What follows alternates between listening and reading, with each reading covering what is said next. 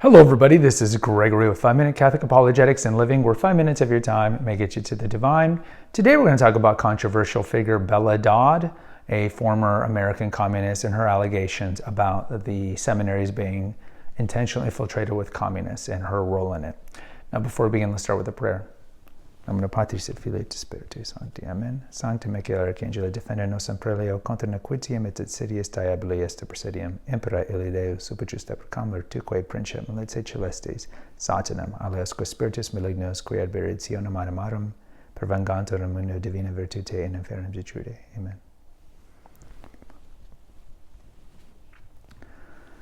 Sometimes we need the same Michael prayer, like every day we need it. But so Bella Dodd, I think some of you, I know this channel tends to lead a little more traditional, probably know Bella Dodd, and by no means is this video going to be exhaustive about her background, and there's certainly sources out there that can help you better. I mean, she does have a book called School of Darkness that she wrote, but if you're not familiar with her, I think it's an important figure of the first, I would say, middle half of the 20th century to know. So Bella Dodd was originally from Italy, and her family moved here, and she was essentially a college teacher. She had a law degree, so she's Dr. Dodd, and she taught at a New York City University, Hunter College. She taught at a college for quite some time, and she was eventually, as she got older, was exposed to the American Communist movement. Now, we at this time don't really understand how large and influential socialism was in the first third of the 20th century. It was quite influential from about 1900 to about really, McCarthy. We'll talk about McCarthy here at the end. For about the first 50 years, but certainly in the 20s and 30s, it was very large. It was an open party, and yeah, you still have the Socialist Workers' Party. I mean, you can Google these parties, but they don't nearly have as much of an effect. And I think some of that had to do with how the Soviet Union played out eventually, and people are like, "Oh, this discredited it." But in terms of cultural Marxism, the Antonio Gramsci cultural Marxism, I mean, that is alive and well in every institution in America. I mean, they along with the Frankfurt School and other cultural Marxist tentacle, are responsible for critical race theory, cancel culture, and everything that is making this country fall apart.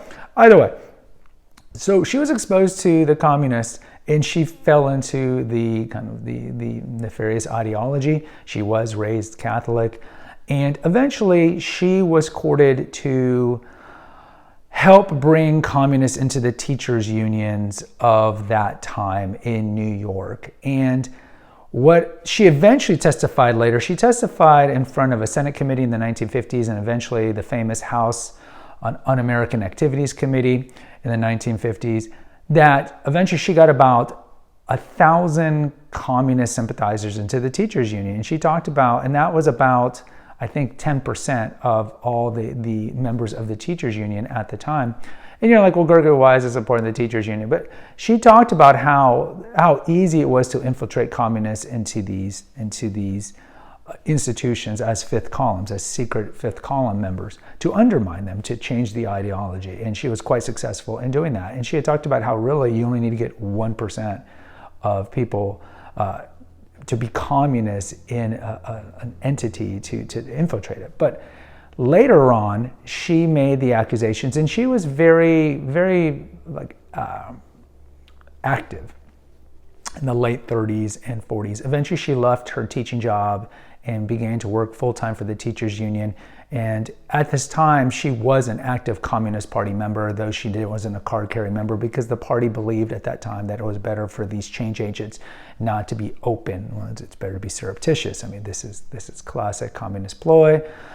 And eventually, she quit her job even at the teacher union, became a communist member, and eventually they ousted her because, like with all communists, you see this in the Cultural Revolution with Mao, you see this with Lenin and Stalin, where they eventually turn on other revolutionaries because they're not revolutionary enough.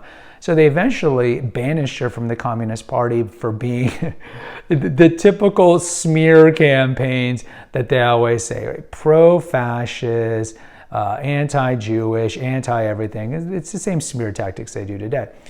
So eventually what happens was she had pangs of guilt, and she went to talk to the great Fulton Sheen. So Fulton Sheen at this time, I believe, was either a priest or was already bishop. I think he was only a priest over in New York City.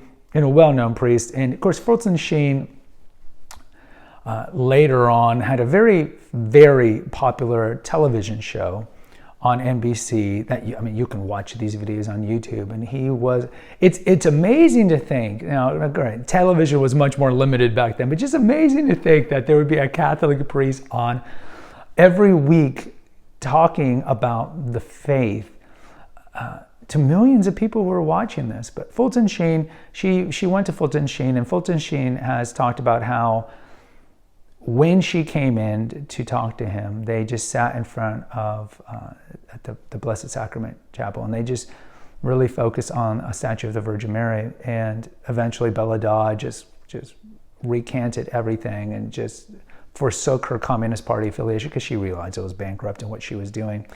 And eventually she became a spokesperson for anti-communism, along with people like Manning Johnson. So we'll talk about the infiltration of the church in a second. I know there's a little meandering. So after Fulton Sheen got her back in the faith and got her back into the good graces of Holy Mother Church, she eventually in the 50s testified about the communist infiltration in various institutions. And her focus was more on the teachers union because she was very active in doing that. But she made allegations that the communists were infiltrating the seminaries, and that at some point there were at least 1,000 Catholic seminaries or at least 1,000 communists that were in Catholic seminaries in the country. And now she never had proof. She never substantiated the proof. So let's be fair, but she was more brought in for the teacher union infiltration. And this is kind of in the time and milieu of Joseph McCarthy and the Red Scare. Now, if you're not too familiar with that, McCarthy was a senator from Wisconsin, a very ardent Catholic.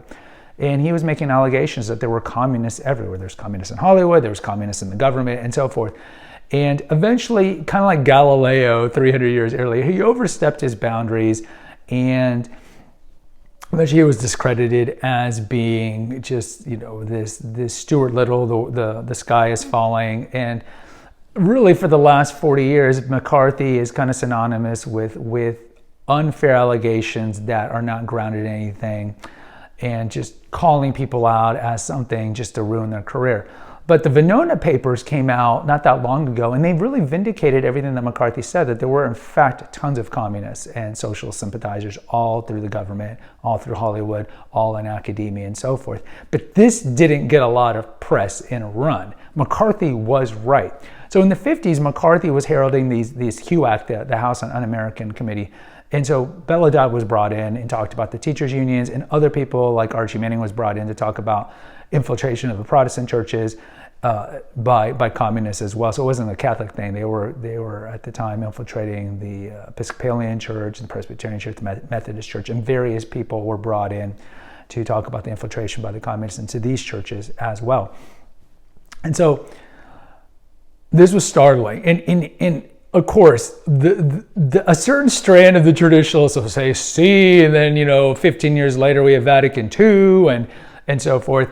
And look, Bella Dodd admitted to Archbishop Sheen that there were very high-level prelates in the American Catholic establishment that were communist sympathizers, if not outright communist moles.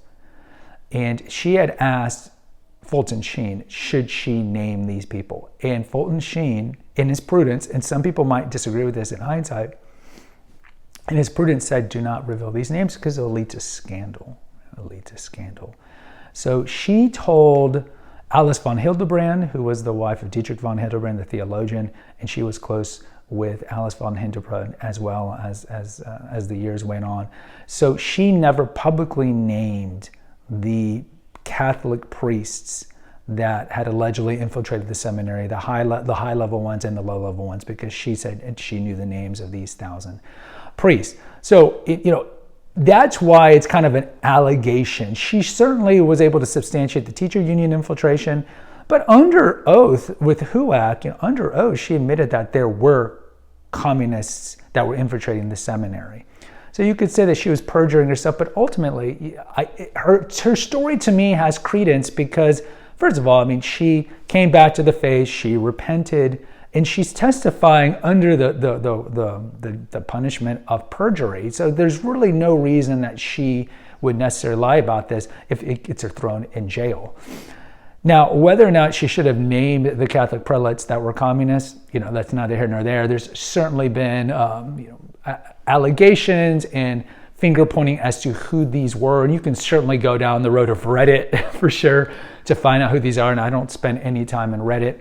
But Bella Dodd is important because she does offer a glimpse from the Catholic perspective of the infiltration of communists, certainly into the teachers union, which I know is not that relevant at the time, but about an allegation that the seminaries were in fact infiltrated by communist sympathizers. And you could certainly see, well, if you see this played out just in America, you'll see this being played out by the Communist Party in every country. And if you see that they're putting in communist sympathizers going back to the 20s and 30s and 40s, you think a lot of these prelates will reach their maturity and reach bishop level or even cardinal level by the 50s and 60s. And then you see with Vatican Council II, and then some of the changes that happened there. And I'm not going down that road because that's way above my pay grade. But you can see like a certain strand of people believing that, well, there were certainly left-leaning communist sympathizers.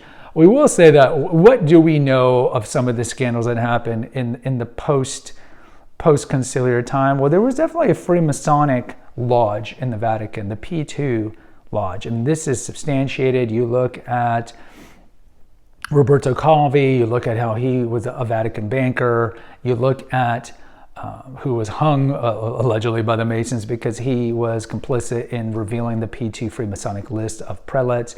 You look at the story behind Pope Paul VI and John Paul I about how they were going to release the list of Masonic prelates that were Catholics, and then that was suppressed. So, there are strands of this here and there.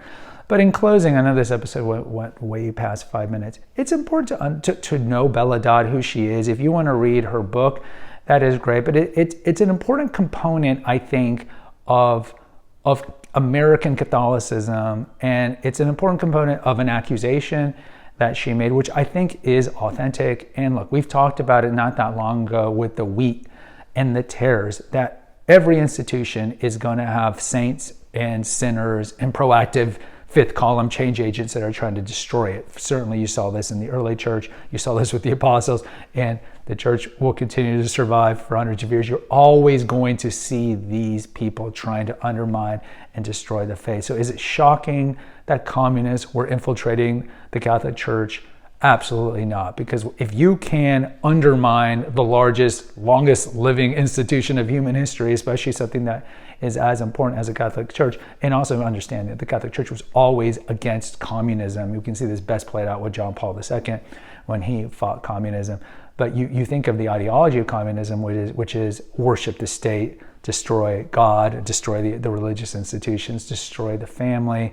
Look at the Soviet Union, legalized abortion in 1920, only a couple years after they got into power. So you destroy the family, you destroy marriage, you destroy private property, you destroy religion, all these things. And so understandably, they want to target an institution that is pro-family and pro-religion and so forth. So you can see why they would undermine that and try to undermine government and so forth. And this was the kind of modus operandi of communism, is that you had the overt communist threat in the political, but as Antonio Gramsci, the great Italian communist theoretician, said, like, the best way to undermine the West is undermine its academic, its social institutions, its think tanks, and that's what you've seen played out with the cultural Marxism of certainly the last 30 or 40 years. Either way, I went off for a long time. Look up Bella Dodd if you're not familiar with her. Post in the comments if you like. Until next time, take care, God bless, and pray.